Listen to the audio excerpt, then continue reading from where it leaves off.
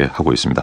오늘 이제 그 첫 번째 순서가 될 텐데요. 오늘은 더불어민주당 각 후보 측의 대리인들이 나오셔서 토론을 진행하겠습니다. 제가 한 분씩 먼저 소개를 해드릴 텐데요. 기호 순서로 소개를 해드리도록 하겠습니다. 먼저 이재명 후보 측의 재윤경 대변인 나오셨습니다. 안녕하십니까? 네, 안녕하세요. 예, 최성 후보 측 이상성 본부장 모셨습니다. 어서 오십시오. 네, 반갑습니다. 예, 문재인 후보 측의 진성준 대변인 나오셨습니다. 네, 안녕하세요. 진성준입니다. 예, 안희정 후보 측의 강훈식 대변인 나오셨고요. 네, 안녕하십니까. 강훈식입니다. 예.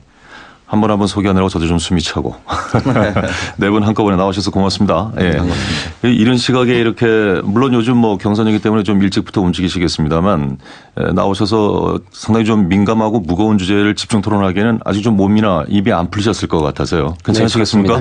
네, 안 풀렸어요. 이게 사실 좀 워밍업이 필요하기 때문에 일단 뭐 본격적인 토론에 들어가기 전에 좀 가벼운 질문부터 좀 드리고 시작을 해야 될 것 같습니다. 지금 뭐 여러 가지 상황 때문에 내 후보가 직접 나오지는 못하고 뭐 내 후보의 복심이라고 할 수 있는 네 분이 나오셨는데 각 후보들이 오늘 그 토론에 오기 전에 무슨 특별한 당부의 말씀이라든가 무엇이 있었는지 짧게 한 말씀씩 좀 가볍게 듣고 지나갈까요? 어떻게 최윤경 대변인부터 말씀을 좀 드려볼까요? 예. 일단 그 정치적 논쟁보다는 가급적이면은 좋은 정책을 잘 소개해 주시라는 예. 부탁을 하셨고요. 예. 사실 이재명 시장님 하면은 선명성도 중요하지만 또 일관성에 대해서는 많은 분들이 칭찬을 아끼지 않는 것 같습니다. 예. 그래서 이재명을 알면 이재명을 지지하게 된다. 뭐 이렇게들 지지자분들께서 많이 말씀해 주시는데요. 오늘 이 시간을 통해서 이재명 후보가 왜 반드시 우리나라의 적폐를 해소하고 새로운 예. 대한민국을 만들 수 있는지에 대해서 충분히 전달할 수 있었으면 좋겠습니다. 예. 이상성 본부장님께 드리죠. 네, 저희 후보께서는 뭐 토론 잘하고 오라고만 말씀하셨는데요. 혹시 지금 듣는 분들을 위해서 최성 후보 측 지금 이상성 본부장님이십니다. 예. 네, 저희 후보님께서는 토론회가 시작되면서 그 초반에는 후보 검증을 위한 날카로운 선고 질문을 많이 하셨습니다. 그래서 예. 특히 이제 우리 안희정 후보님하고 이재명 후보님 입장에서 좀 애매한 그 입장이 되시는 그런 질문을 많이 하시기도 하셨는데 아마 이런 토론들은 가급적이면은 정책 중심으로 해야 되겠죠. 그렇게 예. 해서 이제 앞으로 5년 동안 대한민국을 어떻게 이끌어가고 우리 국민들을 어떻게 행복한 삶으로 이끌지를 밝히는 그런 토론회장이 됐으면 합니다. 예. 문재인 후보 측의 진성준 대변인께도 한 말씀 들어보죠. 네, 문재인 후보는 호남 경선을 위해서 어제 전주 그리고 오늘은 광주에 가 계셔서 저는 직접 만나지 못했습니다. 예. 다만 대리인 토론에 나가게 됐습니다. 이렇게 전화를 드렸더니 우리는 한 팀이다 하는 자세로 토론을 했으면 좋겠다. 예. 본격적인 경선이 시작됐는데 그럴수록 좀 캠프 간에 서로 치열해지고 또 후보들 간에도 좀 치열해지기 마련인데 너무 지나친 공격 뭐 이런 거 하지 말고 예. 한 팀이다라고 하는 자세를 견지하면서 부드럽게 하고 와라 이런 당부를 주셨습니다. 예. 미리 좀 뭔가 한자를 까는 느낌은 좀 있습니다. 네, 다음은 안희정 후보 측의 강훈식 대변인 말씀 들어볼까요? 네, 예. 뭐 저희 후보도 어제 광주에 있었고 그제는 전주에 있었습니다. 일정이 예. 굉장히 비슷하게 돌아가는 것이 아마 이번 주말에 호남 경선이 있기 때문에 그런지 아닌가 생각이 들고요. 예. 어쨌든 모든 경선 후보들이 지금 축제의 장을 좀 만들어 보자 이런 것도 중요한 것 같고 또 예. 안희정 후보 같은 경우에는 어쨌든 이 과정이 국민 통합의 한 과정으로 경선이 좀 이루어져야지만 된다라는 문제의식이 있습니다. 예. 그래서 사실은 또 어제 우리가 1073일 만에 세월을 또 인양하고 이런 엄중한 상황 아니겠습니까? 예. 정치권 모두가 좀 마음을 모아서 민주당이 집권할 수 있는 정당이 되는 그런 과정이 되기를 바라는 마음이 아마 있었을 거라고 봅니다. 예. 어떤 당부의 말씀을 듣고 오셨는지를 이제 워밍업 삼아서 들었습니다만 사실은 또 이렇게 후보를 바로바로 포장하는 능력도 역시 대단하시다라는 게 제가 드릴 두 번째 질문이 왜 이 후보 캠프에서 지지하고 열심히 뛰는가 이 질문을 드리려고 했는데 어느덧 좀 나왔습니다. 그럼에도 또 안 들을 수는 없어서요. 대신에 시간 제한을 하겠습니다. 30초씩만 딱 드리고 제가 멈추도록 하겠습니다. 이번엔 역순으로 드리죠. 안희정 후보 측의 강훈식 대변인께 먼저 드리겠습니다. 네, 저희 안희정 후보는 저희가 가장 자랑하고 있는 부분은 본선 경쟁력이 가장 확실한 후보라는 부분에서 자신하고 있습니다. 실상으로도 여론조사상의 호감도가 1위인 후보입니다. 정권 교체는 이제 숙명이고 과제입니다만 안전하게 또는 불안하지 않게 정권 교체를 해야 되겠다라는 것이 저희 캠프의 입장입니다. 얼마 남지 않은 이런 국가적인 비상사태를 마무리 짓기 위해서라도 남은 경선 기간들이 단순하게 정권 예. 교체가 아니라 시대 교체와 세대 교체를 이루는 과정이 돼야 된다고 생각하고 있습니다. 예. 다음은 문재인 후보 측의 진성준 대변인. 나는 왜 문재인을 지지하는가 30초입니다. 예, 저는 2012년 대통령 선거 때 당시에 문재인 후보의 대변인을 맡았는데 뭐 잘 아시는 것처럼 선거에 패배를 했죠. 대변인으로서 소임을 다하지 못했다고 하는 송구함도 있고 죄스러움도 있었습니다. 그런데 다시 4년 만에 대통령 선거를 맡게 되었는데 그 누구보다도 준비되어 있는 후보다. 그리고 지난번 대통령 선거 때 그야말로 문턱 앞까지 네. 갔었는데 안타깝게 예. 좌절했기 때문에 이번에야말로 반드시 정권 교체 역사적 위협을 달성할 수 있는 후보다 이렇게 생각했기 때문에 흔쾌하게 다시 돕기로 결심했습니다. 알겠습니다. 13초를 더 쓰셔서요. 죄송합니다. 네, 다음은 최성 후보 측의 이상성 본부장께 들어볼까요? 네, 제가 미국서 공부를 마치고 고양시로 귀국을 했습니다. 예. 그래서 고양시에서 이제 학자로서 살다가 우연찮게 정치에 입문을 하게 되어서 이제 도연을 했는데 그때 우리 최성 시장님을 경험하게 되었어요. 우리 최성 시장님의 그 인간성과 진정성 그리고 이제 여러 가지 정책적인 측면들에 호감을 가지게 되었고 이번 이제 대선에 출마하시면서 저에게 이제 정책을 맡기셔서 예. 그래서 이렇게 참여하게 되었습니다. 예. 다음은 이재명 후보 측의 최윤경 대변인께 30초 드리겠습니다. 저는 사실 그 6천억 가량의 부실 채권을 그 탕감을 한 경험이 있습니다. 이 그 엄청난 실적을 만들어내는데 가장 큰 역할을 해주신 게 이재명 시장님이신데요. 제가 그걸 계기로 만나 뵙고 잘 살펴보니까 성남이라는 지역이 어떻게 보면 작은 대한민국이라고 할 수 있습니다. 계층 갈등이나 세대 갈등 이게 굉장히 많이 폭발하는 지역이었는데 그 안에서 성남을 통합시키고 굉장히 유능한 행정가이자 정치가로서의 면모를 예. 보여주셨습니다.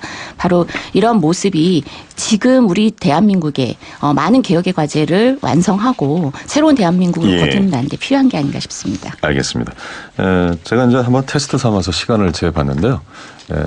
조금씩 늘어나잖아요. 그래서 가급적 좀 이렇게 줄여서 말씀을 해주시면 오늘 좀 많은 얘기를 나눌 수 있을 것 같습니다. 충분히 몸이 풀리셨을 것으로 보고 이제 좀 본격적인 얘기를 나눠보겠습니다. 가장 최근 이슈가 지금 그 투표 결과 유출 문서 이제 이 이야기일 것 같은데 일단 그 호남 대전을 앞두고 상당히 좀 술렁거리는 것 같습니다. 어느 분이 먼저 이 부분과 관해서 좀 문제 제기를 해주실까요? 뭐 제가 어제 저희 안희정 후보 캠프의 강훈식 대변인입니다. 예. 어제 저희가 뭐 논평을 좀 냈었는데요. 예. 사실은 좀 저희 당으로서는 굉장히 안타까운 일이 생긴 거다. 저희는 이렇게 생각하고 있습니다. 그래서 저희는 어제 이런 SNS에 이런 도는 것이 우리 물론 당의 선관위가 그러니까 사실이 아닌 문건이다 이렇게 이야기를 했기 때문에 예. 그런 문건들이 돌아다니는 것 자체가 경선 초반부에 특히나 이번에 저희 당 경선에 214만 명이라고 하는 국민적 관심이 굉장히 높단 말입니다. 그리고 아직 그거의 사전투표의 형식에서 이런 문제가 발생돼서 굉장히 유감스럽다고 생각이 들고요. 예. 이 과정에 있어서 어쨌든 뭐 선관위의 허위 사실 자체는 믿고 있습니다만 이 과정들이 좀 명백하게 밝히는 과정들이 좀 돼야 되겠다. 그래서 이후에 있을 우리가 경선 과정들이 좀 더 다 모두가 함께 할 수 있는 예. 그런 과정이 돼야 되지 않느냐 이런 입장을 갖고 있습니다. 예. 네. 그러니까 개표 결과가 개표하자마자 모두 밀봉되어 가지고 보관되었기 때문에 무슨 개표 결과가 뭐 작성되어서 유출된 것은 아니라고 봅니다. 예. 그런 점에서 무슨 신뢰할 만한 근거가 있는 그런 뭐 통계니 결과가 나오는 것은 아니라고 생각하는데 다만 당초에 룰을 합의할 때 좀 미진한 점이 있었던 것 같아요. 그렇게 전국에서 투표소 투표를 실시하고 나면 어떤 방식으로든 참관인도 많이 뭐 거기 들어가고 하기 때문에 흘러나갈 수 있으니 개표를 마친 직후에 그 개표 결과를 발표하는 게 좋겠다라고 하는 의견이 있었습니다만 그렇게 발표하게 되면 나머지 경선, 순회 경선에 영향을 줄 수 있기 때문에 발표하지 말고 밀봉하자 했기 때문에 이런 일들이 발생할 수 있는 개연성이 있었다고 생각하거든요. 좀 구조적으로 우려가 있었다는 얘기군요. 그렇죠. 애시당초 그런 한계를 안고 출발했는데 그런 것이 어떤 세력에 의해서는가 뭐 이용된 것일 수도 있고 또 또는 그냥 실수로 나간 것일 수도 있고 이런 거라고 생각합니다. 예. 네, 저도 현장 투표 끝나자마자 예. 뭐 그 직계표가 마구 돌아다니고 저도 하나 받은 게 있습니다. 예.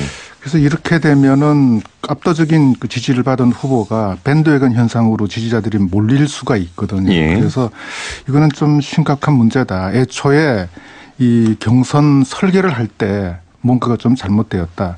충분한 어떤 시뮬레이션을 해보지를 못하고 예. 전국에 1000여 명의 투표 참관인들이 있는데 그분들이 이걸 끝까지 비밀을 지켜줄 것이라고 믿었던 게 저는 잘못이라고 생각을 하고 예. 그런 점에서 그 선관위는 좀 반성을 하고 차제에 이런 일이 다시는 발생하지 않도록 조심해야 될 것 같습니다. 예. 그 애초에 문제가 있을 수 있다라는 점은 어떤 측면에서는 사전에 문제 가능성을 인지했기 때문에 그에 따른 사실 이 대안도 마련을 했어야 됐다라는 문제 제기가 가능합니다. 예. 사전에 그 문제가 있었기 때문에라고 얘기하는 것은 지금 선관위가 할 말은 아니라고 생각을 하고요. 예. 중요한 거는 이제 먼저 대단히 송구스러운 일이 벌어졌다고 생각을 합니다. 공당인데 이렇게 아주 기본적인 질서조차도 우리가 지키지 못하고 있다는 거, 뭐 이런 모습으로 과연 정권 교체 이후에 국민들에게 우리에게 신뢰를 줄 수 있는가라는 측면에서 대단히 송구스럽고 너무 부끄럽다는 생각이 좀 들고요. 예. 근데 문제는 그거거든요. 이게 투표가 끝나자마자 지역위원장 단톡방에서 이런 개표 결과가 올라왔다. 이거는 공조직조차도 굉장히 도덕적으로 좀 해이한 것이 아니냐 이런 예. 생각이 좀 들고 우리 당 전체가 정말 원칙을 지키는 것에 대해서 다시 한번 좀 심사숙고해야 될 때인 것 같습니다. 예. 그 점에 대해서 내분을 제가 한마디만 더 말씀드리자면 짧게 좀 네. 부탁드리겠습니다. 민주당 경선할 때마다 룰이 바뀝니다. 그러다 예. 보니까는 선관위가 헤맬 수밖에 없어요. 그래서 예. 한번 룰을 정해서 미국처럼 10년, 20년, 30년이 지나도 같은 룰로 하게 되면 이런 실수가 없을 거라 그런 생각을 합니다. 예, 알겠습니다. 자, 네 분을 모시고 경선 토론을 지금 진행을 하고 있는데요. 잠시 전하는 말씀 듣고 또 이어가겠습니다.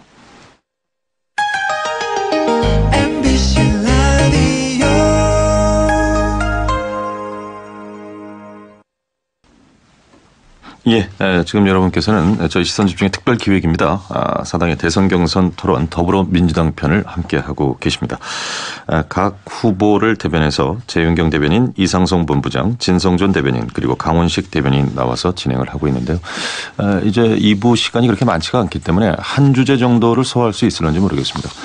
이게 이제 앞으로 향후 이어질 경선 과정에서도 또 토론 과정에서도 나올 문제이기 때문에 한 번은 짚고 넘어가야 될 것 같은데 최근에 이 네거티브 선거전 공방 문제가 좀 있어서요. 이것과 관련된 얘기를 좀 나누고 싶은데 이 부분과 관련해서 어떻게 진성준 대변인께서 먼저 말씀을 하실까요? 괜찮으시겠습니까? 네. 예.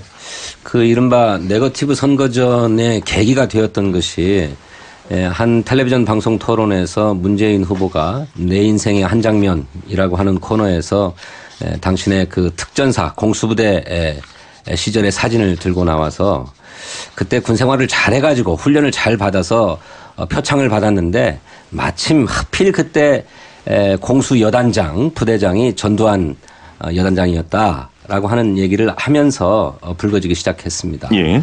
이것이 광주 시민에 대한 모독이 아니냐라고 하는 것이었는데 저는 그것은 진위가 아니다. 오히려 5.18이 벌어졌을 때 계엄령이 선포되자 예비 검속에 의해서 검속을 당하고 예. 또 유신 독재에 반대해서 민주화 운동을 벌이고 또 인권 변호사의 삶을 살아온 사람한테 전두환한테 상을 받은 것을 자랑하느냐. 이 광주 시민에 대한 모독이다. 이렇게 문제 제기를 했는데 그것은 사실을 왜곡한 것이고 잘못 읽은 것이다. 그런 게 아니고 오히려 군 생활을 할 때는 그렇게 상을 받을 수 있을 정도로 열심히 잘했고 예. 또 시민으로서 또 변호사로서는 나라의 민주주의와 시민의 인권을 위해서 헌신했다라고 하는 점을 말씀하는 과정에서 나온 얘기인데 그것으로 공격을 했기 때문에 오히려 문재인 후보 입장에서는 모욕감을 느꼈다라고 할 정도로 그랬던 것이고 예. 이것이 본격적으로 선거를 네거티브로 몰고 가려고 하는 게 아니냐라고 하는 그런 우려도 낳게 되었던 것이죠. 예. 네, 이제 뭐 말씀하신 것처럼 뭐 저희도 문재인 후보의 진심을 의심하지는 않습니다. 실제로 문재인 후보가 살아왔던 긴 시간을 보면 그런 부분에 대해서 의심할 여지는 없다고 봅니다. 예. 하지만 이제 중요한 건 호남의 민심인 거죠. 실제로 문재인 후보가 그 발언 다음 날 5월 어머니에 방문했다가 어머니들, 할머니들이 굉장히 절규하듯이 이야기했습니다. 호남의 민심에 대해서 답변해야 되는 것이지 저희가 이것을 네거티브로 규정받을 이유는 없다라고 생각합니다. 예. 그리고 실제로도 호남의 할머니들이 그 울분에 차서 절규하듯이 말했던 그런 장면들이 오히려 방송이나 이런 데 나오면서 도대체 그 발언에 대한 문제 또 그 발언에 대한 아쉬움들을 이야기하고 있는 것이고요. 저희는 그 부분에 대해서 그런 문제 제기를 했으니 호남에 가서 잘 해명하시라 이런 이야기를 한 것인데 이것을 네거티브라고 계속 반복함으로 인해서 요즘에 네거티브를 국민들이 좋아하지 않습니다. 예. 근데 계속 네거티브 한다 이러면 네거티브를 한다라고 네거티브를 당하는 굉장히 아이러니컬한 한 상황들이 벌어졌다고 생각이 들고요. 뭐 심지어는 그 뭐 해당 캠프에서는 전두환 장군 표창 발언은 안희정 후보가 여의도 정치를 잘 몰라서 그런다. 이렇게 하고 그다음에 더 이렇게 이야기가 되면서 이게 격화된 지점들이 있거든요. 근데 그런 문제가 아니라 안희정 지사 그런 참신한 여의도 정치를 잘 모르는 것이 오히려 새로운 정치에 적합하다라고 저희는 생각하고 있고 현재 상황에 대해서 문재인 후보가 실제로 진심을 갖고 있지 않다거나 이렇게 생각하는 건 전혀 아닙니다. 저희는 오히려 그걸 믿고 있고 그런 걸 좀 잘 해명해서 호남 민심에 잘 답변하면 된다. 저희는 이렇게 생각하고 있습니다. 예. 아니 공격이 과도했지요. 어떤 후보 측에서는 그 표창장 찢고 금남로를 밟아라 이런 입장을 냈는가 하면 호남 민중들한테 당장 사과해라 뭐 이런 말씀들까지 있었어요. 그런데 그런 의도가 아님을 잘 아시는 분들이 그렇게 문제 제기를 한 것은 과도하다라고 하는 것입니다.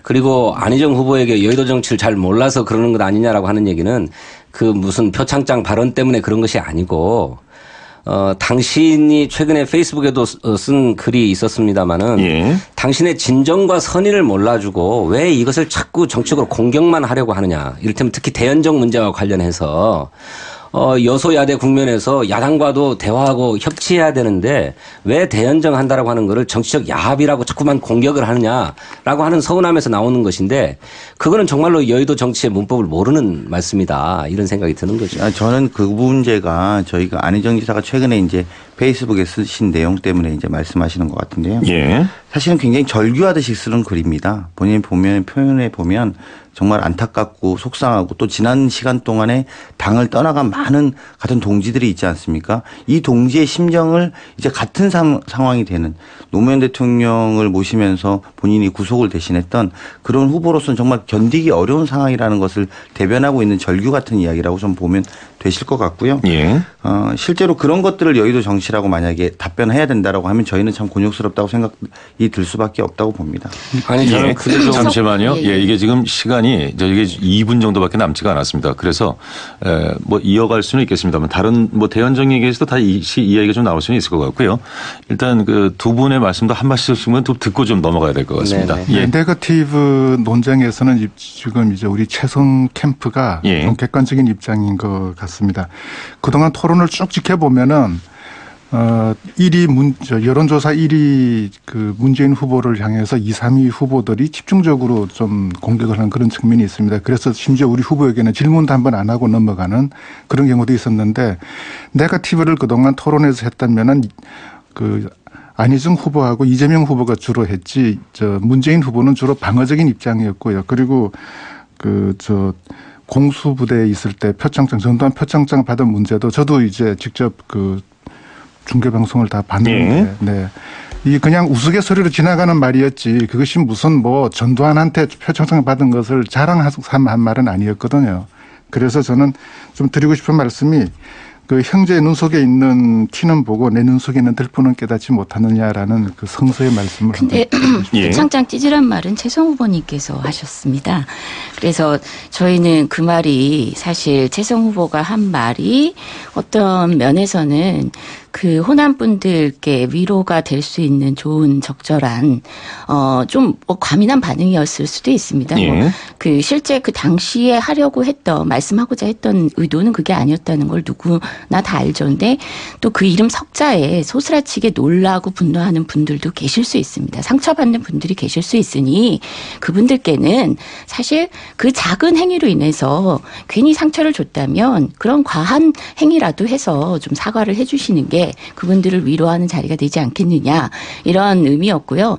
그리고 실제로 그 선거에서는 사소한 행위도 굉장히 많은 의심을 사는 게 맞습니다. 그래서 예. 인권 변호사로서 정말 훌륭한 삶을 살아오셨다는 걸 부정하는 것이 아니고 토론회 당시에 왜 굳이 이에 대해서는 문 후보님 당신이 이미 나도 그 사진을 들고 나가고 싶지 않았다라고까지 하시면서 오히려 캠프에서 추천해서 했는데 정말 마음에 들지 않았다라고까지 하시지 않았습니까? 예. 그래서 저는 이런 의도 자체가 뭐 좋으냐 나쁘냐를 떠나서 선거 전략 구도상에서는 사실은 좀 불편하게 보는 알겠습니다. 사람들도 있다. 특별 기획 더불어민주당 경선 토론회.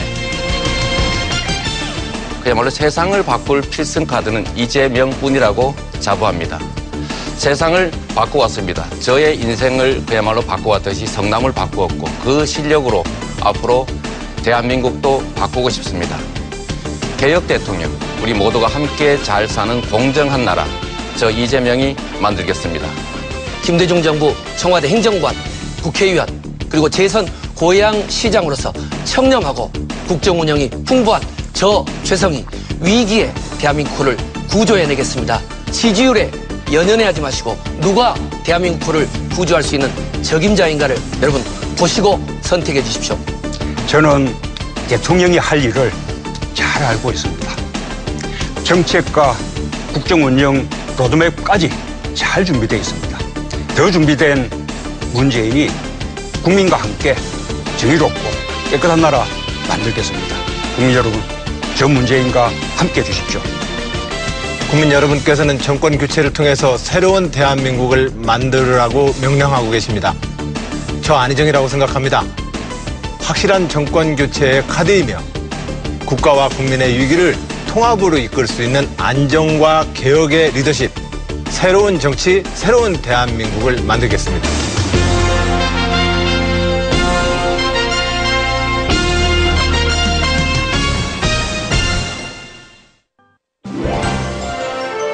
시선집중 특별기획 더불어민주당 경선 토론회.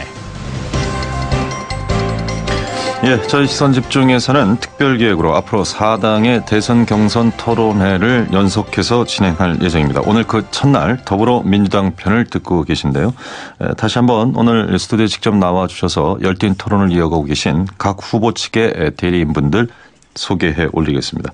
기호 순서입니다. 이재명 후보 측의 재윤경 대변인, 최성 후보 측의 이상성 본부장, 문재인 후보 측의 진성준 대변인, 안희정 후보 측의 강훈식 대변인, 이렇게 네 분과 함께 이어가고 있습니다. 오늘 이 토론과 관련해서 각 후보 진영에 궁금한 질문이 있으신 분들은 짤막하게 올려주시면 문자 메시지 또는 미니로 받겠습니다. 저희가 4부 시간에 시간을 할애해서 짧게라도 좀 답변을 듣는 시간도 마련하겠습니다. 우리 청취자 여러분들께서도 관심 깊게 오늘 토론회를 지켜봐 주시고 참여해 주시길 바라겠습니다. 자, 이제 3부 본격적인 쟁점 토론에 들어가야 하는데 들어가기 직전에 속보 하나 좀 전해드리겠습니다. 6시 45분 상황입니다. 세월호 지금 인양 작업이 진행되고 있는데 앞서 이 선미 램프 부분 제거 작업이 어떻게 될 것인가. 이게 지금 소조기가 오늘까지이기 때문에 상당히 좀 관심 사안이었는데요. 제거 작업이 완료됐다라는 속보가 들어와 있어서 전해드렸습니다. 자, 그럼 이제 본격적으로 다시 네 분과 함께 진행을 해보겠습니다. 시간이 많지 않기 때문에 핵심 쟁점별로 좀 짚어보겠습니다. 여러 가지 쟁점이 있겠습니다만 저희가 마련한 쟁점이 몇 가지가 있는데요. 그 가운데 첫 번째 쟁점입니다. 당내 리더십 문제와 관련된 부분인데 이 부분과 관련해서는 문재인 후보의 리더십에 대해서 당 내외에서 논란이 있기 때문에 진성준 대변인께서 먼저 입장을 표명해 주시고 토론을 이어가는 식으로 진행을 하겠습니다. 진 대변인께 기회를 먼저 드리죠. 예, 문재인 후보의 리더십 문제가 제기되는 것은 문재인 후보가 당대표 시절에 이른바 분당 사태가 있었던 게 아니냐 라고 하는 것 때문이라고 생각합니다. 그러니까 포용력이 부족하다라고 하는 지적인데요.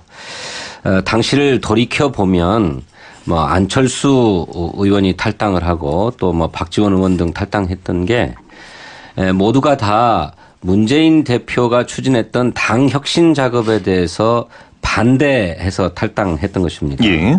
그러니까 안철수 후보는 그 혁신이 너무 미진하다.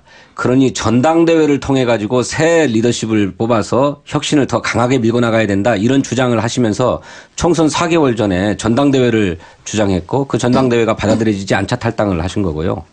그 외에 다른 분들은 당시 민주당이 추진했던 시스템 공천, 그중에 핵심은 현역 의원들에 대한 의정 활동을 평가해서 하위 성적에 머물러 있는 현역 의원들은 공천에서 배제한다라고 하는 공천 룰에 반대해서 탈당을 했던 것입니다. 예. 그러니까 총선을 바로 앞두고 당내에 분열을 야기할 수 있는 전당대회 주장이 합당하지 않기 때문에 받아들이지 않았는데 그것 때문에 탈당을 한 거고 다른 분들은 자신들이 현역 의원 평가 과정에서 불이익을 받아가지고 공천에서 탈락하지 않을까 하는 것이 두려워서 탈당했던 것이기 때문에 그것을 문재인 대표가 포용력이 부족했기 때문에 탈당이 일어나는 거다. 이렇게 문제 제기하는 것은 잘못된 거다. 오히려 탈당을 한 당사자들이 문제가 있는 것으로 지적받아야 될 문제다. 이렇게 생각합니다. 예. 뭐 어쨌든 탈당이 옳은 선택은 아니라고 생각합니다.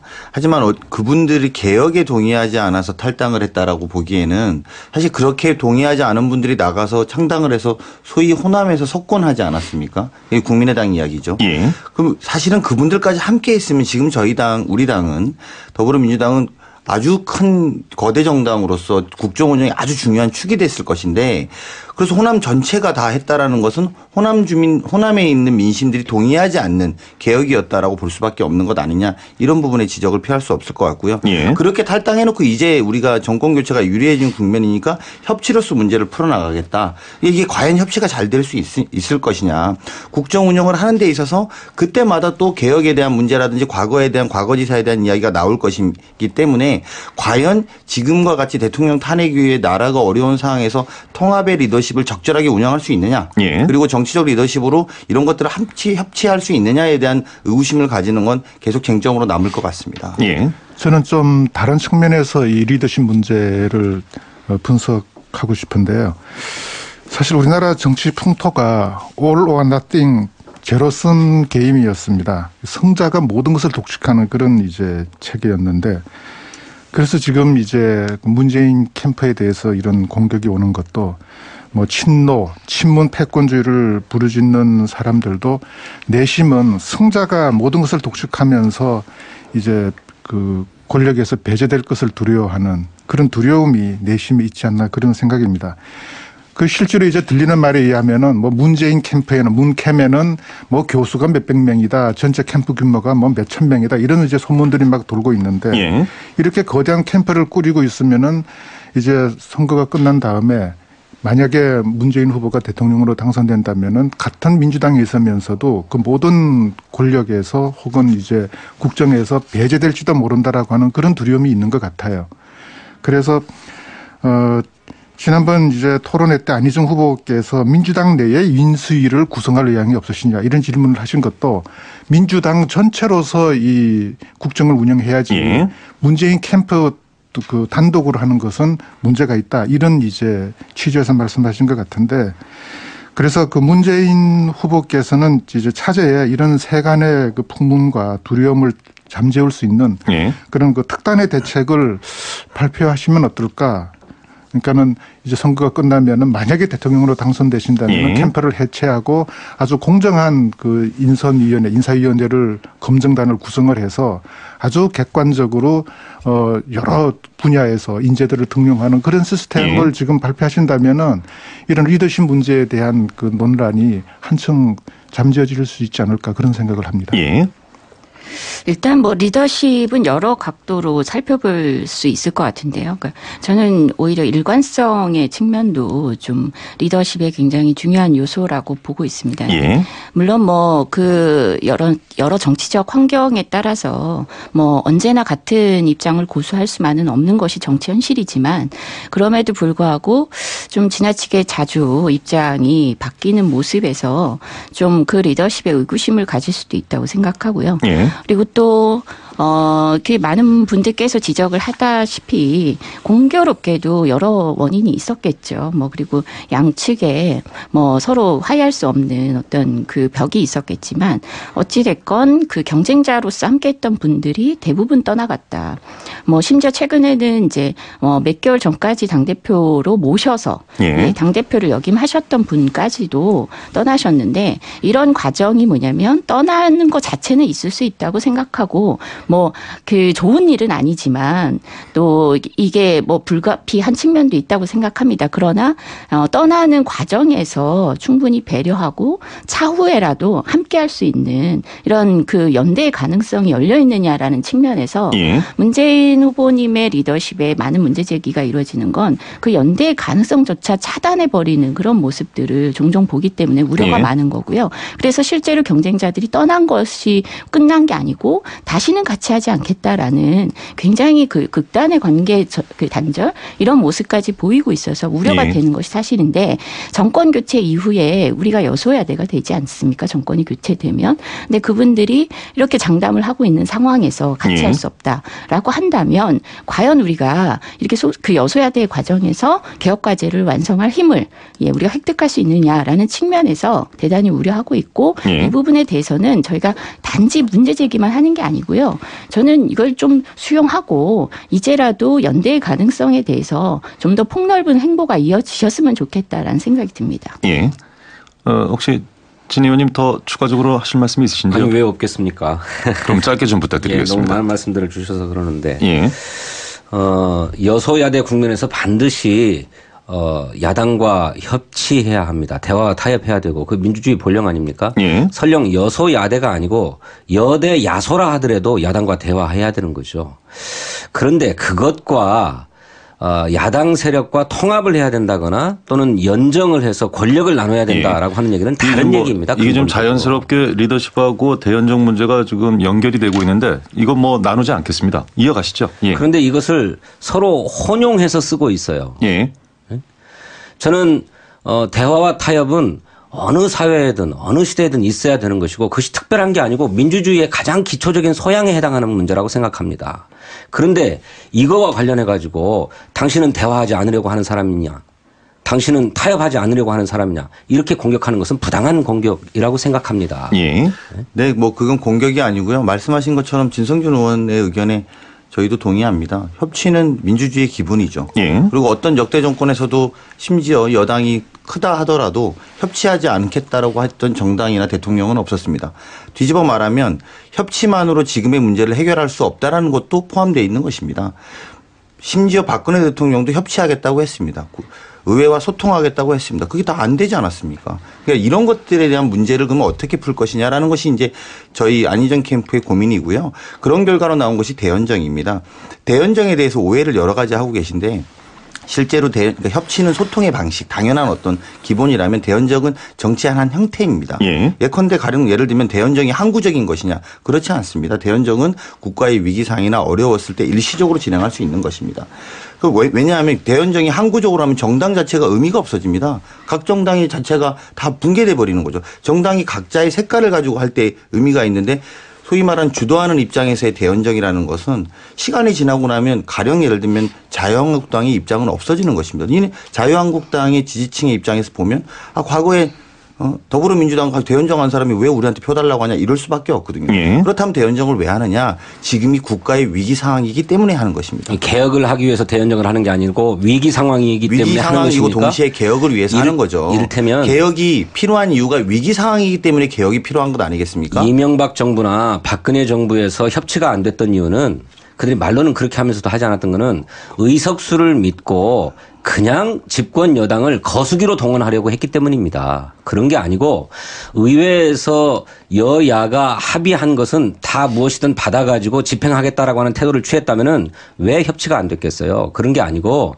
의석수를 믿고 막 밀어붙이기만 했기 때문에 그런 파행이 일어났던 것이죠. 그렇지 않습니까? 맞는 말씀입니다. 그 부분에 대해서 저는 부정하지 않는데 예, 다시 말해서 최근에도 보면 우리가 특검 문제가 있지 않았습니까? 그 특검 연장을 좀 해보자라고 해서 사실은 3당이 합의를 했습니다. 근데 자유한국당 하나가 반대한다는 이유로 국민들의 70%가 동의하는 특검이 연장되지 않았다라는 거죠.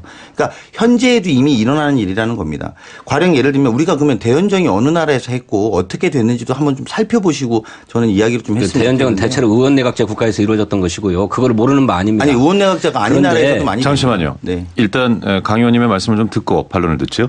예컨대 남아공에 있는 만델라 대통령 같은 경우에도 대연정을 해서 사실은 역대 유례 없는 남아공 전체를 번영으로 이끌고 실제로 큰 소수파였던 만델라 대통령의 정당이 다수파로 가는 과정이 가장 중요했던 영광을 만들었던 실제로 역사를 갖고 있습니다. 그러니까 저는 대연정에 대해서 적폐 세력과 손잡는 거냐 개혁을 위해서 하는데 어떻게 적폐 세력과 손잡는 거냐라는 단순한 논리로 문제를 볼 것이 아니라는 겁니다. 진성준 의원께서 오히려 의원을 해보셨으니까 전 다 알 거라고 봅니다. 아니 그러니까 드리는 말씀이에요. 네, 그래서 제가 말씀을 드리는 탄핵에 거예요. 반대하고 특검에 반대해서 온 국민이 바라는 특검 연장조차도 반대해서 좌절시킨 정당과 개혁을 합의한다면 어떤 것을 합의할 수 있습니까? 어떤 개혁을 합의할 수 있습니까? 이를테면 그것은 개혁 최소주의를 지향한다 이런 얘기 아니겠습니까?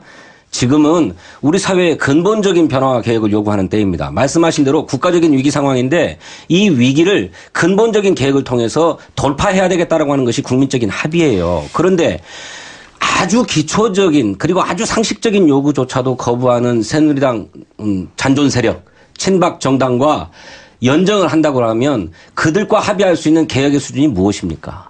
개혁의 수준에 대한 논의는 우리가 해봐야 됩니다. 왜냐하면 각 정당이 가령 예를 들면 봅시다. 지난번에도 박근혜 대통령이 경제민주화를 이야기해서 이걸 제대로 우리가 입법화했다라면 그리고 실제로 그 과정에 연정과 대연정의 과정이 있었더라면 경제민주화 이루어졌을 겁니다. 이번 대선까지 이슈가 되고 끌고 오지 않았을 거라고 봅니다. 예. 다만 선거 때가 되면 다 중간에 모여서 모두가 같은 공약을 내놓고도 선거가 끝나고 나면 자기 상대당의 후보를 반대하고 또는 대통령을 반대해야지만 살아남는 이 구조를 대연정이 아니면 다른 방법으로 깨트릴 수 없다라는 겁니다. 그래서 우리가 지금까지 국회가 매일 비생산적이고 정치인들은 매일 싸운다는 그런 국민들의 인식 자체를 깨트릴 만한 과정 그리고 그것들을 개혁이라고 하는 지금 같은 적기가 없습니다. 대연정의 가장 적기는 모두가 개혁을 원할 때 즉 국가를 정말 크게 개혁해야 된다. 그 개혁에 합의할 때 대연장을 가장 크게 도출할 수 예. 있기 때문에 저희가 주장하고 있는 거죠. 알겠습니다. 자, 잠시만요. 지금 제가 시간 배분을 좀 해야 되는데요. 지금 그 문재인 후보 측의 진성준 대변인 그리고 안희정 후보 측의 강원석 대변인이 지금 열띤 토론을 진행을 했는데 벌써 지금 3부가 마감 시간이 다 되세요. 제 의원님하고 이번 부장 말씀도 좀 안 들을 수가 없을 것 같습니다. 이 주제 관련해서. 제 의원님께 드릴까요? 저는 두 가지 측면을 말씀드리고 싶습니다. 그러니까 일단 뭐 대연정과 협치에 대해서 이렇게 많은 말씀 하시는데 사실 지난 12월에 우리 당이 법인세 1% 인상 겨우 1%입니다. 이것도 사실은 못했습니다. 근데 지난 12월이 사실 박근혜 대통령에 대한 국민들의 분노가 집중이 되면서 특히 새누리당이었죠. 당시 새누리당에 대한 지지율이 크게 폭락하고 있는 상황이었습니다. 그 와중에서도 그 의원들은 어떤 측면에서는 본인들의 신념이고 본인들이 대변해야 되는 그 기득권 세력을 위해서 철저하게 복무하는 모습을 봤습니다. 저는 개혁 의지는 전혀 없다고 보고 있고요.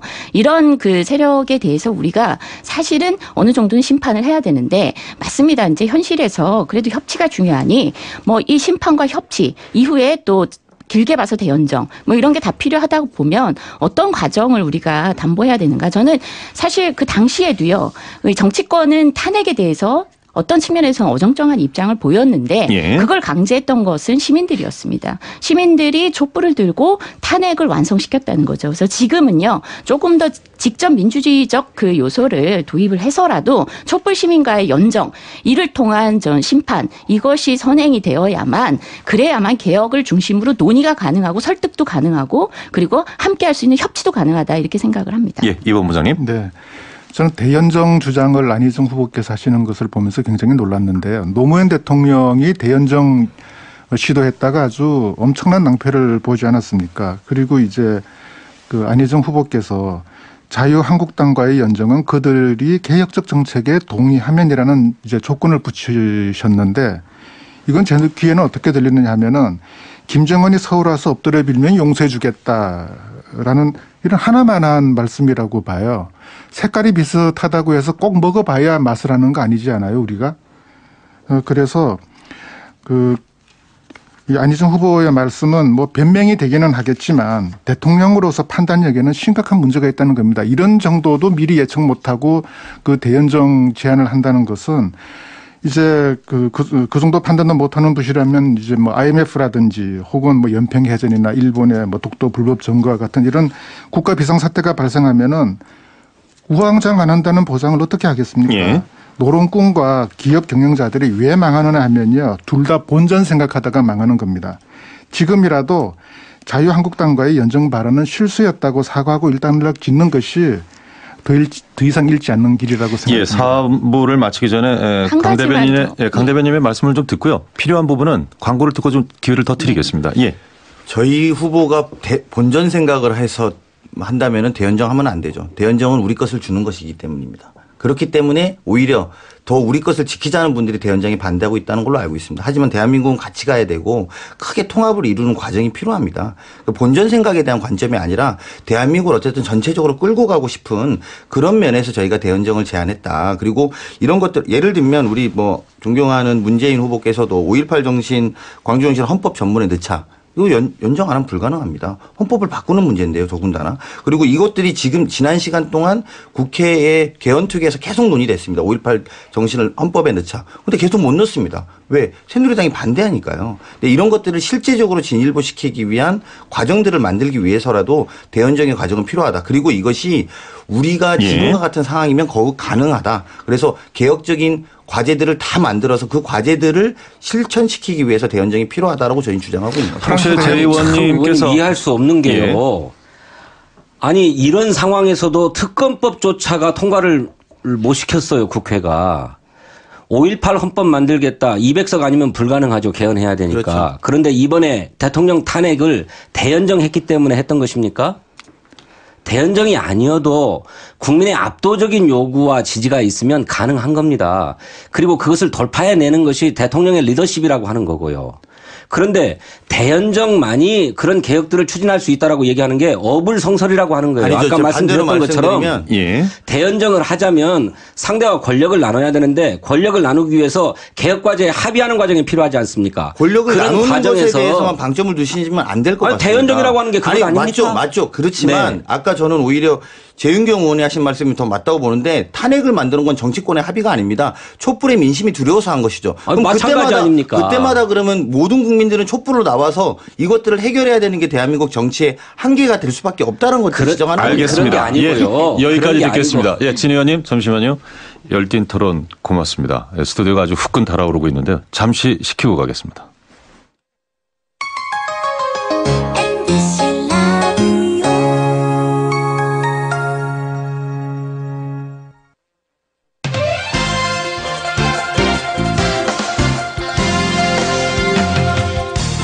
여러분은 지금 시선집중 특별기획 더불어민주당 경선 토론회를 듣고 계십니다. 예, 정말 뜨거운 토론이 이어지고 있습니다. 대연정 얘기가 지금 한창 진행 중에 있는데 좀 서서히 마무리 발언을 해야 될 것 같습니다. 일단 제 의원님 아까 하실 말씀이 있다고 하셔서 기회를 좀 드리죠. 일단 뭐 그 때마다 촛불을 드느냐 그렇게 이해하실 거는 아니고요. 예. 성남에서 실제로 이재명 시장님 같은 경우도 초기에 엄청난 여소야대였죠. 압도적으로 당시에 반대당의 그런 시의회 구성이 많았음에도 불구하고 이게 정책을 일관되게 추진할 수 있었던 것이 사실 다른 게 아닙니다. 처음에 굉장히 의회에서 많은 반대에 부딪혔는데 의제별로 사실 시민들과 소통하는 리더십을 통해서 이걸 극복해 왔다는 거죠. 그래서 매번 촛불을 들자는 게 아니고요. 좀 더 열린 소통하는 그런 권력을 만들어야 되고 그리고 또 하나는 거버넌스 체제를 저는 만들어 나가야 된다고 생각합니다. 이런 게 중요한 거지 지금 우리 사회는 굉장히 권력 자체가 폐쇄적인 게 사실입니다. 예. 그리고 또 이 대연정에서 한간에는 이런 얘기도 나옵니다. 안희정 후보께서는 대연정을 그 주장을 하고 있고 이미 또 문 후보께서는 캠프 구성에서 실질적인 내용적 대연정을 하고 있지 않느냐 이런 얘기를 하고 있습니다. 저는 이제 이 선거 국면에서 민주당 경선인데 민주당 정체성이 좀 오히려 흔들리는 경선이 치러지고 있는 것이 아닌가 이런 의구심이 들 때가 많습니다. 아까도 뭐 잠깐 말씀하시면서 뭐 북한에 있는 그 사람 이름을 드는데 예. 우리가 서로 어떤 입장에 대해서 확인하고 문제 제기를 할 때도 약간의 종북 이데올로기에 대한 반감 이런 걸 이용해서 저희가 서로 얘기를 해서는 안 된다고 생각하는데 복지에 대해서도 약간 그동안 새누리당이 얘기했던 퍼주기 얘기를 가지고 공격을 상대 후보를 공격하거나 아니면은 반북 이데올로기 가지고 이렇게 공격을 하는 모습들을 이렇게 좀 많이 봅니다. 뿐만 아니라 이런 캠프 구성에서도 정말 이렇게 그동안에 그 박근혜 대통령이 경제 교사라고 했던 사람들이 참여하는 이런 내용적인 모습을 보면서 우리가 점점 민주당의 정체성 흔들리고 후퇴하고 있는 것이 아닌가 이런 생각이 드는데요. 저는 이제라도 이 민주당 경선 과정에서 좀 전반적으로 정체성의 문제를 다시 한번 좀 생각해 봤으면 좋겠습니다. 예, 이 본부장님. 네. 좀 극단적인 예 같습니다만은 프랑스 대혁명 세력이 루이 16세와 연정했으면은 프랑스 대혁명을 이루었겠습니까? 지금은 국민들에 의한 무혈 혁명의 그런 그 역사적인 그 시점입니다.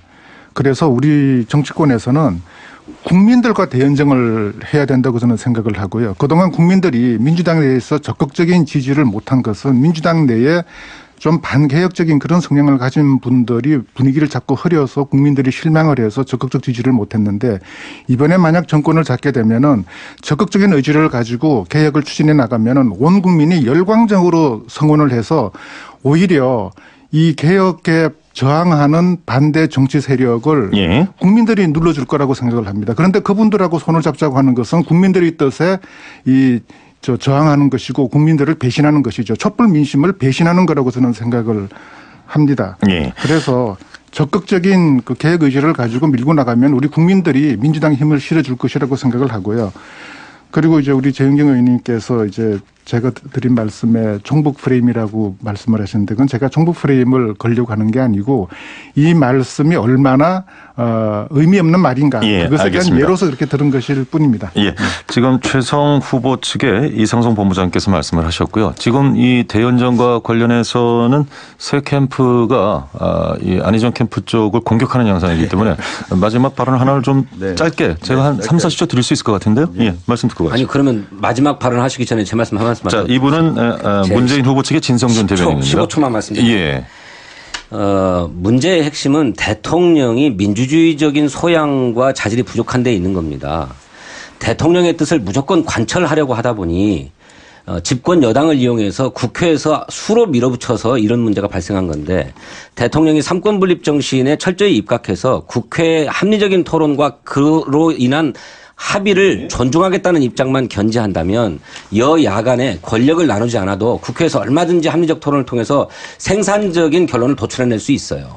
그걸 받아들이면 문제는 간단하다. 예, 강연님 말씀 그것이 안 된다고 보고 대연정이 유일한 해법이라고 하니 답답한 것입니다. 네, 많은 그런 시도가 있었는데 그게 좀 힘들었다 이런 거고 저는 지역구가 충남인데요.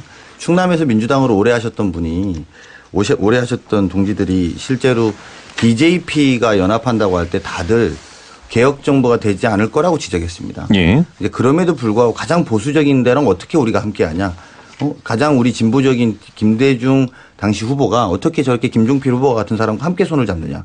그리고 충청권에서 김대중을 했던 사람은 다 뭐가 되냐. 우리 자리를 왜 저쪽에다 나눠주냐. 이런 문제들이 굉장히 많았습니다. 하지만 DJP 연합은 가장 성공한 개혁 정부를 만드는 데 일조했고 실제로 IMF라는 국난 위기를 극복하는 데 가장 크게 기여했던 정부입니다. 그래서 그런 것들을 좀 생각해 보면 우리가 이 문제를 적폐 세력과 어떻게 손을 잡냐라는 관점으로 볼 것이 아니라 조금 더 넓게 과거 역사에서도 우리가 그렇게 똑 대연정이라고는 할 수 없지만 DJP 연합이라는 역사적 교훈을 바탕으로 해서 방식을 좀 늘려나가는 그런 넓은 이해가 필요한 시점이 아닌가 생각합니다. 알겠습니다. 이제 정말 시간이 얼마 남지 않았기 때문에 한 말씀씩은 좀 여쭤보고 가야 될 것 같습니다. 저희 청취자 질문을 하나씩 좀 드리려고 했는데요. 좀 뭉뚱거려서 드려야 될 것 같네요. 대체적인 질문의 요지가 대연정 그리고 안보관입니다. 이 사드 배치를 포함한 안보관 문제가 아닌가 싶은데요. 이 부분은 한 분씩 40초 정도씩 드릴 수 있을 것 같은데 짧게 좀 요약하시는 시간을 좀 드리겠고요. 이번에는 순서를 좀 뒤집어서 드릴까요? 안희정 후보 측의 강호식 대변인 조금 전에 말씀을 하셨으니까 이재명 후보 측의 재윤경 대변인부터 말씀 듣겠습니다. 한 40초 내외로 요약 부탁드리겠습니다. 지금 먼저 그 진보가 그 집권을 하면 안보가 불안하다 이런 편견이 팽배한 것이 사실입니다. 근데 사실상 이명박 박근혜 정부에서 금강산 관광이 중단이 되고 개성공단 폐쇄되고 대북 경협 거의 중단된 상태인데요. 경제 협력의 이득도 포기하고 대북 강경 정책 추진했는데 안보가 튼튼해졌냐 하면 그렇지도 않습니다. 북한의 핵 미사일 개발 갈수록 고도화되고 있고 이런 상황에서 사드 배치가 과연 안보에 그 이익이 되느냐. 오히려 지금 미국과 중국 양쪽에서 샌드위치 돼서 안보에서도 불이익이고 경제적 측면에서도 저희가 국익을 크게 훼손하고 있다. 이런 측면에서 저희가 균형 외교를 잘함과 동시에 안보와 그다음에 경제 협력 이 두 마리 토끼를 잡기 위한 방책으로 먼저 잘못된 사드 배치는 철회돼야 된다. 이런 입장입니다. 예, 최소한 후보 측의 이상성 본부장님. 네, 사드 문제는 미국의 항공모함 항모 전단이 중국에 접근하는 것을 막기 위해서 등성 21D라고 하는 대함 미사일을 개발을 해서 이것을 광둥성과 지린성에 배치를 했습니다. 그래서 이게 미국 항공모함이 남중국해, 동중국해, 일본 해역까지 근접을 못할 정도로 방어막을 쳐놨는데 오키나와에 있는 그 엑스밴드 레이더가 이제 그 광둥성의 미사일 기지는 커버가 되는데 지린성은 커버가 안 됩니다. 그래서 오키나와보다 1000km 북쪽에 있는 성주에다가 이 엑스밴드 레이더를 설치함으로써 몽고까지 이제 커버하는 이런 감시망을 만들기 위한 것이거든요. 그래서 이것이 지금 중국과 미국이라고 하는 두 강대국의 목숨을 건 싸움인데 두 고래가 싸우고 있는데 지금 새우가 지금 고래 싸움에 지금 끼어든 격입니다. 그래서 이 문제는 무조건 반대하는 것도 심각한 문제가 있고 또 받아들여야 한다는 것도 심각한 문제가 있고 이 양 두 고래의 싸움에서 우리의 이익을 최대한 끌어낼 수 있는 그런 전략적인 지혜가 저는 절대적으로 필요하다고 생각을 합니다. 그런 전략적 지혜가 있는 분이 대통령이 되어야 이 위기를 벗어날 수가 있어요. 예, 문재인 후보 측의 진성준 대변인. 예, 민주당의 모든 대통령 후보들은 안보관에 전혀 문제가 없습니다. 안보가 무엇입니까? 안전 보장인데 국민의 안전을 보장하는 것은 평화로부터 비롯되는 것입니다. 무조건 대북 강경 정책을 쓴다고 해서 안보가 보장되는 것이 아니라 그들을 잘 달래기도 하고 또 때로는 채찍도 가해서 평화를 유지하는 것이 안보를 보장하는 것이다 이렇게 생각하고요. 사드 문제는 아까 우리 이 본부장님 잘 말씀하셨던 것처럼 미국과 중국의 외교적 갈등 사안으로 되어 있는데 이 사이에서 미국도 잡고 중국도 잡는 외교적인 균형이 중요하다 이렇게 생각합니다. 그러자면 사드를 무조건 추진할 게 아니라 차기 정부로 넘겨서 공론화 과정을 거치고 주변국을 설득해서 결정할 수 있도록 하는 그런 여유가 필요하다 이렇게 말씀드리겠습니다. 예, 안희정 후보 측의 강원식 대변인. 네, 실제로 민주당에 있는 모든 후보들이 사실 이 문제가 많이 달라 보이지만 크게 이견은 아닙니다. 실제로 지난 10년간 안보 문제는 한번 잘해보겠다고 하는 전 집권 여당, 그러니까 현재 자유한국당이죠. 안보 문제는 해결할 줄 알았는데 지난 9년간 두 번의 정권 동안 대한민국 북핵은 가장 많이 성장해왔고 그리고 대한민국 가장 불안에 빠지게 됐습니다. 예. 저희 안희정 후보도 최근에 본인이 만약에 대통령이었다면 사드 배치 방식으로 북핵 문제를 해결하진 않았을 것이다라고 이야기했습니다. 그럼에도 불구하고 이 한미동맹의 축과 또 중국과의 관계 속에서 우리들의 역할을 제대로 좀 키워서 자주적 국가로서의 역할을 해나가는 것이 중요하다는 입장을 견지하고 있는데요. 네. 그런 만큼 이미 합의된 것에 대한 것들을 번복 또 국제사회 신뢰 이런 것들이 좀 문제가 되기 때문에 그런 것을 우려하고 있습니다만 그럼에도 어쨌든 대한민국 중심의 안보 체계를 만들어야 된다 이렇게 답변 드릴 수 있을 것 같습니다. 예, 이제 한 문장을 만드셔서 왜 우리 후보가 대통령이 돼야 하는가 15초 내외를 드릴 수밖에 없습니다. 한 문장으로 듣겠습니다. 먼저 최성 후보 측의 이상성 본부장께 드리겠습니다. 네, 이번 대선은 정말 청렴하고 깨끗하고 준비된 대통령이 되어야만 합니다. 그런 점에서 우리 최성 후보가 되어야 한다고 생각을 합니다. 예, 이재명 후보 측의 재윤경 대변인. 이재명 후보님은 이미 교육혁신, 복지혁신, 지역경제 일자리 혁신 등 이미 유능한 진보를 실천해 왔고 보여왔습니다. 이재명 후보가 되면 대한민국 전체에 이런 혁신이 일어날 것입니다. 문재인 후보 측의 진성준 대변인. 예, 문재인 후보는 준비된 후보입니다. 그리고 검증이 다 끝난 후보입니다. 그리고 온 국민이 전국에서 골고루 지지하고 있는 지지율 1등의 후보입니다. 문재인 대표에게 압도적으로 힘을 몰아주십시오. 안희정 후보 측 강원식 대변인. 예, 민주당 경선이 본선입니다. 본선에서 이길 수 있는 후보를 뽑아야 됩니다. 국민이 어렵고 힘듭니다. 통합의 리더십을 갖춘 유일한 4번 타자 우리 안희정 후보만이 실제로 대한민국을 이 불안한 후보가 아니라 든든한 후보로 해결할 수 있습니다. 네 분과 함께 약 90분에 걸쳐서 이렇게 토론을 진행했는데요. 열띤 토론 다시 한번 감사드리고 이른 시각 스튜디오에 직접 나와주신 것도 진심으로 감사드립니다. 하실 말씀이 많으셨겠습니다만 후회 없는 한판의 토론이었기를 저희는 기대하겠습니다. 고맙습니다. 네 분. 네, 감사합니다.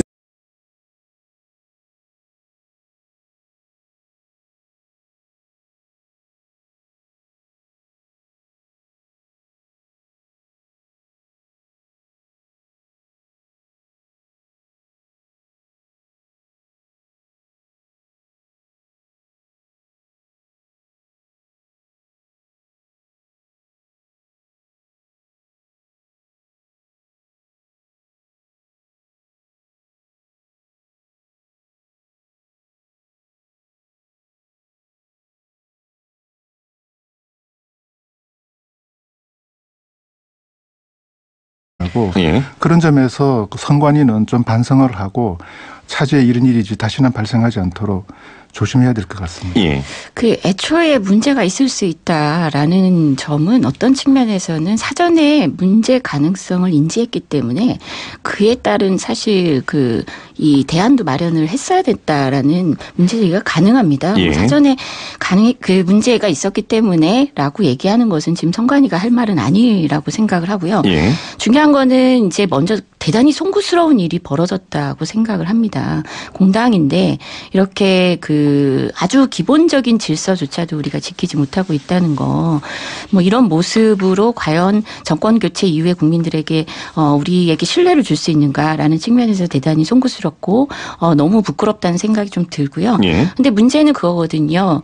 이게 투표가 끝나자마자 지역위원장 단톡방에서 이런 개표 결과가 올라왔다. 이거는 공조직조차도 굉장히 도덕적으로 좀 해이한 것이 아니냐 이런 생각이 좀 들고 우리 당 전체가 정말 원칙을 지키는 것에 대해서 다시 한번 좀 심사숙고해야 될 때인 것 같습니다. 예. 그 점에 네 대해서 분을 제가 한마디만 더 말씀드리자면 짧게 좀 부탁드리겠습니다. 민주당 경선할 때마다 룰이 바뀝니다. 그러다 보니까는 선관위가 헤맬 수밖에 없어요. 그래서 한번 룰을 정해서 미국처럼 10년, 20년, 30년이 지나도 같은 룰을 하게 되면 이런 실수가 없을 거라 그런 생각을 합니다. 예, 알겠습니다. 자, 네 분을 모시고 경선 토론을 지금 진행을 하고 있는데요. 잠시 전하는 말씀 듣고 또 이어가겠습니다.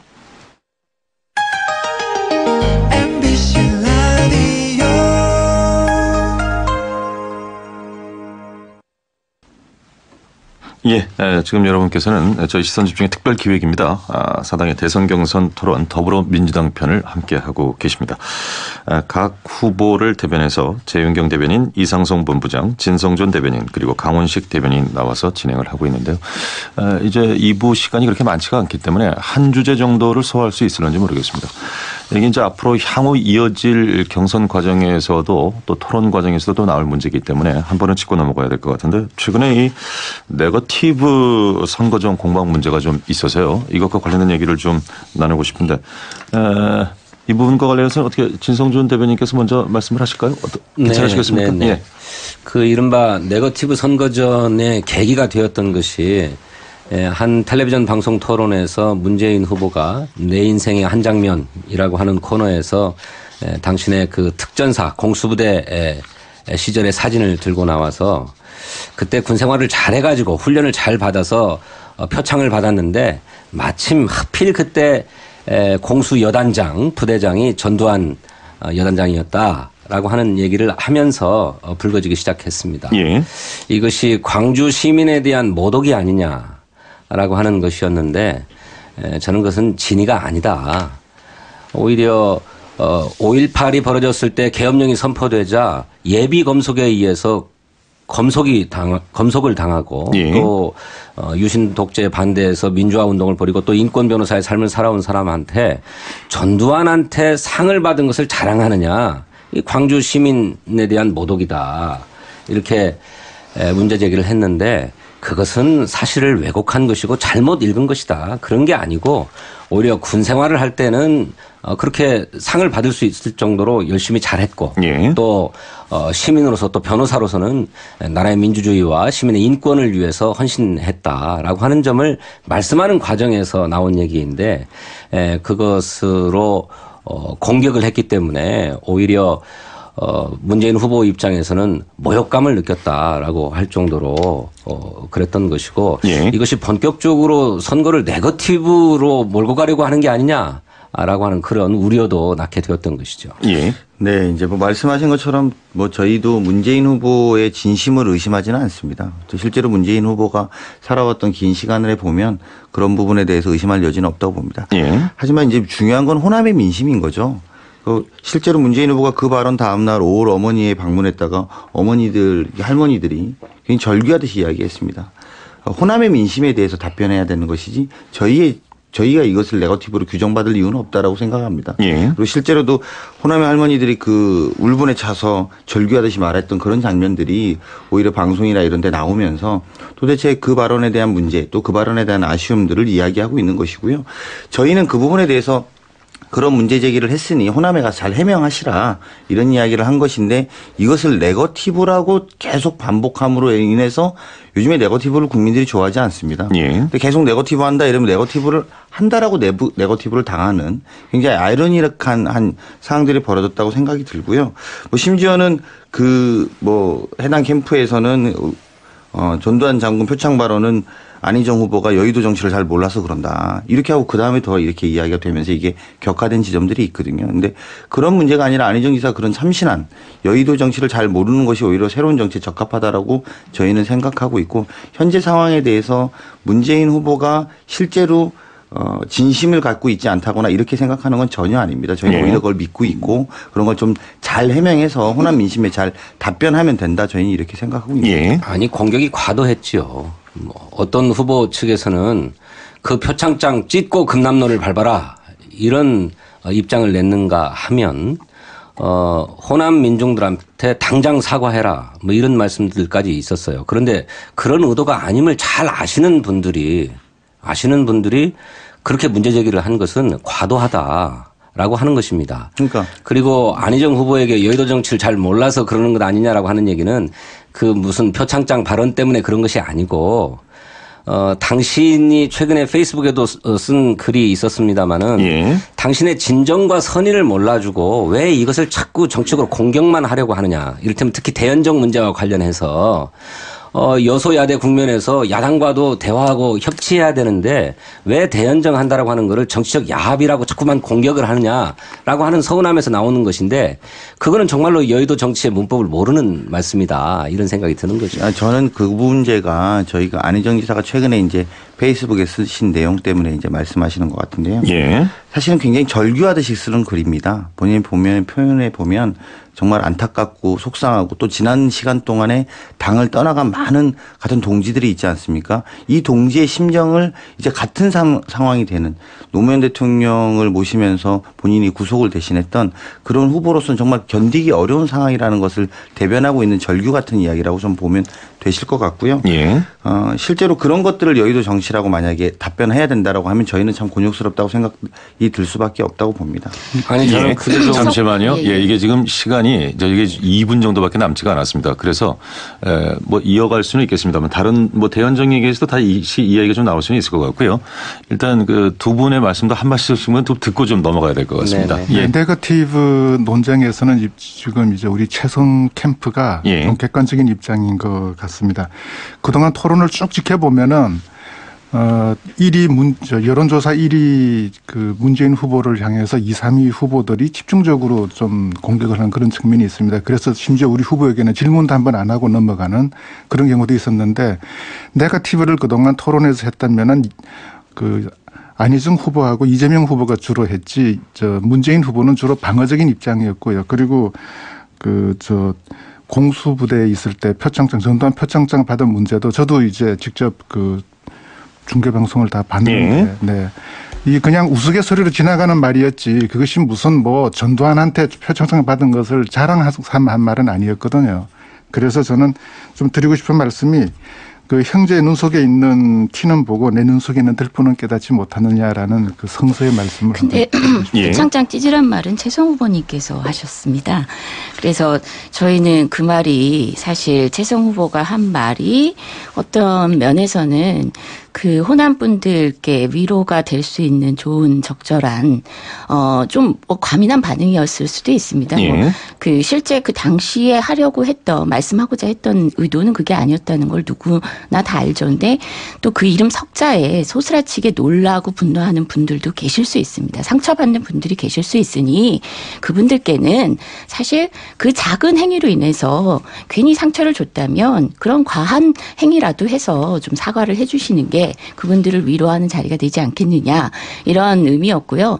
그리고 실제로 그 선거에서는 사소한 행위도 굉장히 많은 의심을 사는 게 맞습니다. 그래서 인권 변호사로서 정말 훌륭한 삶을 살아오셨다는 걸 부정하는 것이 아니고 토론회 당시에 왜 굳이 이에 대해서는 문 후보님 당신이 이미 나도 그 사진을 들고 나가고 싶지 않았다라고까지 하시면서 오히려 캠프에서 추천해서 했는데 정말 마음에 들지 않았다라고까지 하시지 않았습니까? 그래서 저는 이런 의도 자체가 뭐 좋으냐 나쁘냐를 떠나서 선거 전략 구도상에서는 사실은 좀 불편하게 보는 사람들도 있다. 특별 기획 더불어민주당 경선 토론회.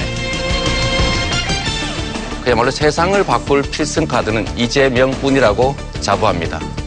세상을 바꿔왔습니다. 저의 인생을 그야말로 바꿔왔듯이 성남을 바꾸었고 그 실력으로 앞으로 대한민국도 바꾸고 싶습니다. 개혁 대통령, 우리 모두가 함께 잘 사는 공정한 나라, 저 이재명이 만들겠습니다. 김대중 정부 청와대 행정관, 국회의원, 그리고 재선 고양시장 하고 있습니다. 오늘 이제 그 첫 번째 순서가 될 텐데요. 오늘은 더불어민주당 각 후보 측의 대리인들이 나오셔서 토론을 진행하겠습니다. 제가 한 분씩 먼저 소개를 해드릴 텐데요. 기호 순서로 소개를 해드리도록 하겠습니다. 먼저 이재명 후보 측의 재윤경 대변인 나오셨습니다. 안녕하십니까? 네, 안녕하세요. 예, 최성 후보 측 이상성 본부장 모셨습니다. 어서 오십시오. 네, 반갑습니다. 예, 문재인 후보 측의 진성준 대변인 나오셨습니다. 네, 안녕하세요. 진성준입니다. 예, 안희정 후보 측의 강훈식 대변인 나오셨고요. 네, 안녕하십니까. 강훈식입니다. 예.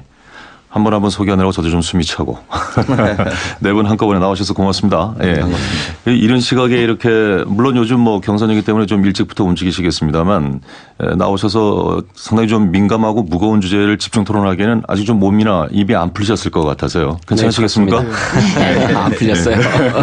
이게 사실 좀 워밍업이 필요하기 때문에 일단 뭐 본격적인 토론에 들어가기 전에 좀 가벼운 질문부터 좀 드리고 시작을 해야 될 것 같습니다. 지금 뭐 여러 가지 상황 때문에 내 후보가 직접 나오지는 못하고 뭐 내 후보의 복심이라고 할 수 있는 네 분이 나오셨는데 각 후보들이 오늘 그 토론에 오기 전에 무슨 저 특별한 당부의 말씀이라든가 무엇이 있었는지 짧게 한 말씀씩 좀 가볍게 듣고 지나갈까요? 어떻게 최윤경 대변인부터 말씀을 좀 드려볼까요? 예. 일단 그 정치적 논쟁보다는 가급적이면은 좋은 정책을 잘 소개해 주시라 라는 부탁을 하셨고요. 사실 이재명 시장님 하면은 선명성도 중요하지만 또 일관성에 대해서는 많은 분들이 칭찬을 아끼지 않는 것 같습니다. 그래서 이재명을 알면 이재명을 지지하게 된다. 뭐 이렇게들 지지자분들께서 많이 말씀해 주시는데요. 오늘 이 시간을 통해서 이재명 후보가 왜 반드시 우리나라의 적폐를 해소하고 새로운 대한민국을 만들 수 있는지에 대해서 충분히 전달할 수 있었으면 좋겠습니다. 예, 이상성 본부장님께 드리죠. 네, 저희 후보께서는 뭐 토론 잘하고 오라고만 말씀하셨는데요. 혹시 지금 듣는 분들을 위해서 최성 후보 측 지금 이상성 본부장님이십니다. 예. 네, 저희 후보님께서는 토론회가 시작되면서 그 초반에는 후보 검증을 위한 날카로운 선거 질문을 많이 하셨습니다. 그래서 특히 이제 우리 안희정 후보님하고 이재명 후보님 입장에서 좀 애매한 그 입장이 되시는 그런 질문을 많이 하시기도 하셨는데 아마 이런 토론들은 가급적이면은 정책 중심으로 해야 되겠죠. 그렇게 해서 이제 앞으로 5년 동안 대한민국을 어떻게 이끌어가고 우리 국민들을 어떻게 행복한 삶으로 이끌지를 밝히는 그런 토론회장이 됐으면 합니다. 예, 문재인 후보 측의 진성준 대변인께도 한 말씀 들어보죠. 네, 문재인 후보는 호남 경선을 위해서 어제 전주 그리고 오늘은 광주에 가 계셔서 저는 직접 만나지 못했습니다. 예. 다만 대리인 토론에 나가게 됐습니다. 이렇게 전화를 드렸더니 우리는 한 팀이다 하는 자세로 토론을 했으면 좋겠다. 예. 본격적인 경선이 시작됐는데 그럴수록 좀 캠프 간에 서로 치열해지고 또 후보들 간에도 좀 치열해지기 마련인데 너무 지나친 공격 뭐 이런 거 하지 말고 예. 한 팀이다라고 하는 자세를 견지하면서 부드럽게 하고 와라 이런 당부를 주셨습니다. 예. 미리 좀 뭔가 한자를 까는 느낌은 좀 있습니다.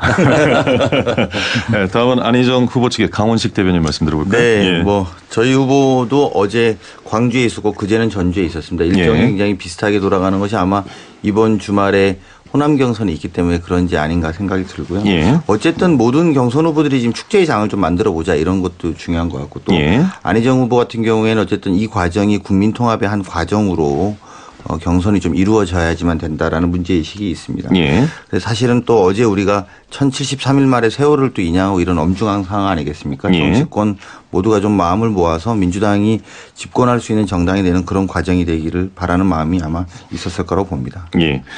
어떤 당부의 말씀을 듣고 오셨는지를 이제 워밍업 삼아서 들었습니다만 사실은 또 이렇게 후보를 바로바로 포장하는 능력도 역시 대단하시다라는 게 제가 드릴 두 번째 질문이 왜 이 후보 캠프에서 지지하고 열심히 뛰는가 이 질문을 드리려고 했는데 어느덧 좀 나왔습니다. 그럼에도 또 안 들을 수는 없어서요. 대신에 시간 제한을 하겠습니다. 30초씩만 딱 드리고 제가 멈추도록 하겠습니다. 이번엔 역순으로 드리죠. 안희정 후보 측의 강원식 대변인께 먼저 드리겠습니다.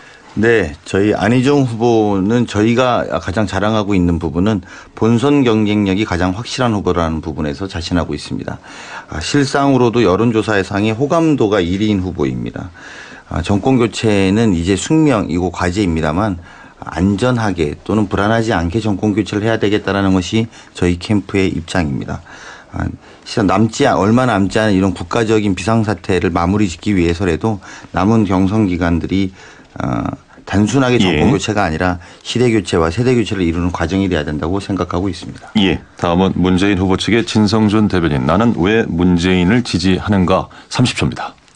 예, 저는 2012년 대통령 선거 때 당시에 문재인 후보의 으로서 청렴하고 국정 운영이 풍부한 저 최성희 위기에 대한민국을 구조해내겠습니다.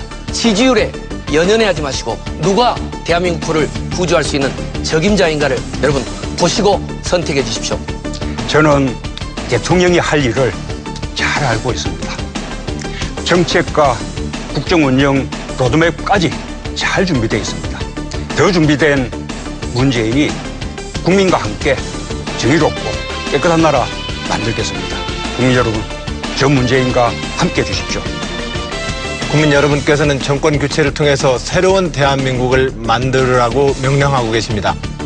저 안희정이라고 생각합니다. 확실한 정권 교체의 카드이며 국가와 국민의 위기를 통합으로 이끌 수 있는 안정과 개혁의 리더십, 새로운 정치, 새로운 대한민국을 만들겠습니다.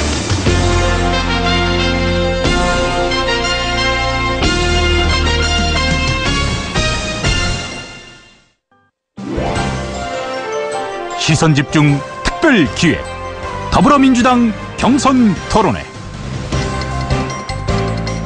예, 저희 시선집중에서는 특별기획으로 앞으로 4당의 대선 경선 토론회를 연속해서 진행할 예정입니다. 오늘 그 첫날 더불어민주당 편을 듣고 계신데요. 다시 한번 오늘 스튜디오에 직접 나와주셔서 열띤 토론을 이어가고 계신 각 후보 측의 대리인분들 소개해 올리겠습니다. 기호 순서입니다. 이재명 후보 측의 재윤경 대변인, 최성 후보 측의 이상성 본부장, 문재인 후보 측의 진성준 대변인, 안희정 후보 측의 강원식 대변인, 이렇게 네 분과 함께 이어가고 있습니다. 오늘 이 토론과 관련해서 각 후보 진영에 궁금한 질문이 있으신 분들은 짤막하게 올려주시면 문자 메시지 또는 미니로 받겠습니다. 저희가 4부 시간을 할애해서 짧게라도 좀 답변을 듣는 시간도 마련하겠습니다. 우리 청취자 여러분들께서도 관심 깊게 오늘 토론회를 지켜봐 주시고 참여해 주시길 바라겠습니다. 자, 이제 3부 본격적인 쟁점 토론에 들어가야 하는데 들어가기 직전에 속보 하나 좀 전해드리겠습니다. 6시 45분 상황입니다. 세월호 지금 인양 작업이 진행되고 있는데 앞서 이 선미 램프 부분 제거 작업이 어떻게 될 것인가. 이게 지금 소조기가 오늘까지이기 때문에 상당히 좀 관심 사안이었는데요. 제거 작업이 완료됐다라는 속보가 들어와 있어서 전해드렸습니다. 자, 그럼 이제 본격적으로 다시 네 분과 함께 진행을 해보겠습니다. 시간이 많지 않기 때문에 핵심 쟁점별로 좀 짚어보겠습니다. 여러 가지 쟁점이 있겠습니다만 저희가 마련한 쟁점이 몇 가지가 있는데요. 그 가운데 첫 번째 쟁점입니다. 당내 리더십 문제와 관련된 부분인데 이 부분과 관련해서는 문재인 후보의 리더십에 대해서 당 내외에서 논란이 있기 때문에 진성준 대변인께서 먼저 입장을 표명해 주시고 토론을 이어가는 식으로 진행을 하겠습니다. 진 대변인께 기회를 먼저 드리죠. 예, 문재인 후보의 리더십 문제가 제기되는 것은 문재인 후보가 당대표 시절에 이른바 분당 사태가 있었던 게 아니냐라고 하는 것 때문이라고 생각합니다. 그러니까 포용력이 부족하다라고 하는 지적인데요. 당시를 돌이켜보면 안철수 의원이 탈당을 하고 또 박지원 의원 등 탈당했던 게 모두가 다 문재인 대표가 추진했던 당 혁신 작업에 대해서 반대해서 탈당했던 것입니다. 예. 그러니까 안철수 후보는 그 혁신이 너무 미진하다. 그러니 전당대회를 통해 가지고 새 리더십을 뽑아서 혁신을 더 강하게 밀고 나가야 된다. 이런 주장을 하시면서 총선 4개월 전에 전당대회를 주장했고 그 전당대회가 받아들여지지 않자 탈당을 하신 거고요. 그 외에 다른 분들은 당시 민주당이 추진했던 시스템 공천, 그중에 핵심은 현역 의원들에 대한 의정 활동을 평가해서 하위 성적에 머물러 있는 현역 의원들은 공천에서 배제한다라고 하는 공천 룰에 반대해서 탈당을 했던 것입니다. 예.